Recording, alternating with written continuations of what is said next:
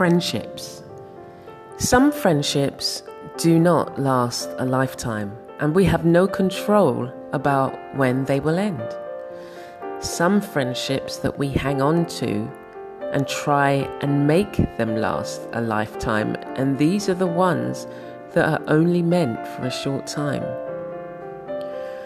We try and hold on to friendships thinking that we couldn't possibly live with or without the person. When was the last time you acted like a friend to yourself? Treated yourself the way that you would treat a special friend?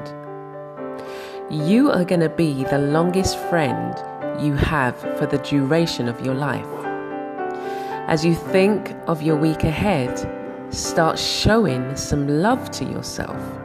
Show up and treat yourself as the kind of friend you would like to be in someone else's life.